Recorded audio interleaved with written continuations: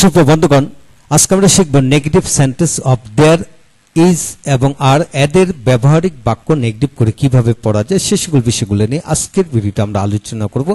তাই আসুন ভিডিওটি শেষ পর্যন্ত দেখতে থাকি। হ্যাঁ বন্ধুগণ, আজকের ভিডিওটি Khan method a complete book of written spoken English grammar এই বই ঠিকানা হয়েছে।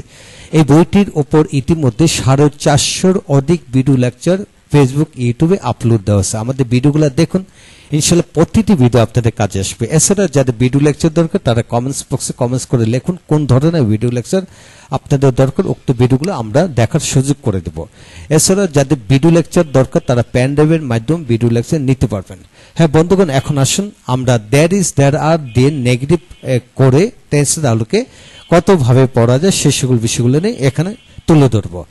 যেমন তার বাড়িতে একটি গাড়ি নেই, তার বাড়িতে একটি গাড়ি আছে, এর বিপরীত হলো গাড়ি নেই। টেবিলের উপর কোনো মোবাইল নেই, আমাদের স্কুলে 40 জন শিক্ষক নেই, ক্লাসে অনেক ছাত্রছাত্রী নেই, পুকুরে অনেক মাছ নেই। হ্যাঁ বন্ধুগণ, এরূপ বাক্যকে টেন্সের আলোকে কেবল 6 ভাবে পড়া যায়, অর্থাৎ 6টি টেন্সে পড়া যায়। Present indefinite perfect, past indefinite past perfect, future indefinite future perfect. অর্থাৎ কন্টিনিউয়াস টেন্সের কখনো এরূপ বিশিষ্ট বাক্যের কন্টিনিউয়াস টেন্স করা যায় না। এখন আসুন লক্ষ্য করুন, তার বাড়িতে একটি গাড়ি আছে, তার বাড়িতে কি একটি গাড়ি আছে। there is no car in his house, there is no car in his house, তার বাড়িতে একটি গাড়ি নেই। পারফেক্ট টেন্স হলো তার বাড়িতে একটি গাড়ি রয়েছে না, অর্থাৎ একটি বিক্রি করার পর আরেকটি নেই, এরকম। there has not been a car in his house, তার বাড়িতে একটি গাড়ি রয়েছে না, তার বাড়িতে একটি গাড়ি ছিল না। there was no a car in his house, তার বাড়িতে একটি গাড়ি রয়েছিল না। there had not been a car in his house। বন্ধুগণ লক্ষ্য করেন had not been কেন আসলো, এখানে had হলো পারফেক্ট টেন্সের, had এমনি আসবে, তারপর been আসলো কারণ am is are এর প্রেজেন্ট ফর্ম বা মূল ফর্ম হলো be থেকে কিন্তু am is are আসলো, তারপর be was been সেজন্য অ্যামেজের পাস্ট পার্টিসিপল ফর্ম হলো বিন।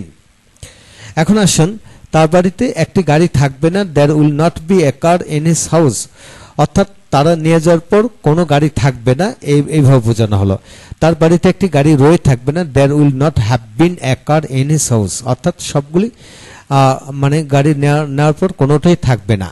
তো বন্ধুগণ, এইভাবে যে কোনো বাক্যকে টেন্সের আলোকে মিলিয়ে পড়ুন। ধরুন লক্ষ্য করুন এখানে যে পুকুরে কোনো মাছ নেই বা অনেক মাছ নেই বা কোনো মাছ নেই, পুকুরে কোনো মাছ রয়েছে না, পুকুরে কোনো মাছ ছিল না, রয়েছিল না, পুকুরে কোনো মাছ থাকবে না, রয়ে থাকবে না। হ্যাঁ বন্ধুগণ, এইভাবে there is no বা not any car যখন not বসাবেন, there is not any fish in the pond, there is not any fish। বন্ধুগণ লক্ষ্য করেন যে there is not any car, অর্থাৎ কি নেগেটিভ বোঝালে not any বসবে, এনির আগে সবসময় not বসে। there is not any fish in the pond, there has not been any fish in the pond, there was not any fish in the pond, there had not been any fish in the pond, there will not be any fish in the pond, there will not have been any fish on the pond in the pond।